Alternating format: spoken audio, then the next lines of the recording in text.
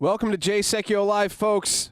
President Obama's White House, one of his spokespeople says, listen, hey, we've made these 4 appointments. We're going to keep going if Republicans keep acting this way. Interesting enough, this is a strategy that Democrats, again, supported and actually created in the last 2 years of the Bush administration. It's called pro forma. It means there's not a recess. President Obama really going against over 100 years of precedent, now saying, I don't care if it's pro forma. I'm going to say it's a recess. His own legal advisors have said it's not. And, Dad, this is becoming every single day, more and more people are starting to really fully comprehend how unprecedented this power grab by President Obama is. This is a constitutional crisis of real significance. We've got major editorials, including the Washington Post, the Wall Street Journal, all over the country. One stating this: the new appointees can pocket their government paychecks, but all their official acts will be void as a matter of law and will likely be struck down by the courts in legal challenges that are certain to come.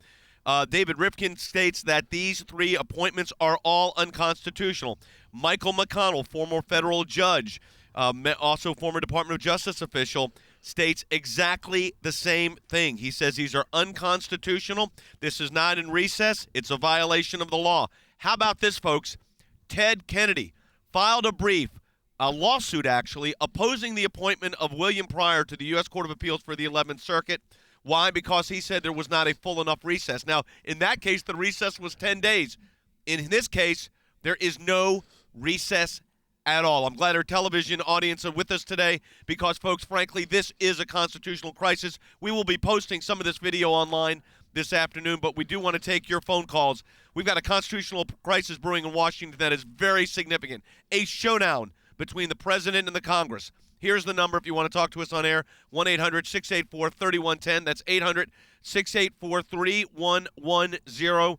We're taking your calls. By the way, Eric Holder receiving another letter, this time from Senators Hatch, Senators Grassley, Cornyn, Tom Coburn, on and on it goes, Jeff Sessions, all good friends of ours, saying over 90 years of precedent has been violated by President Obama's unconstitutional disregard of the recess appointment clause, and that's what he's done here. Jordan, this is starting to it's growing as we speak. It is growing, and folks, it's one of those things happening again while politics is so much in the focus.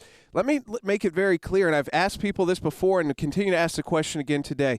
Even if you're a supporter of President Obama, do you want the next president, if it's not President Obama, a Republican president, to have this kind of power? Because that's what you're setting up when you change precedent and when you allow this kind of presidential power grab. This should not be, Dad, just Republicans on the Senate Judiciary Committee asking the Department of Justice and Eric Holder this question. It should be all members of Congress because it takes away their constitutional power regardless of what party they are, and that's why folks have got to take a stand. We're taking direct action. We're petitioning the White House to undo what they've done, which is like unconstitutional act. We need you to join with us. Here's the number. Everybody go to your phones. Thousands of you have done it, over 35,000.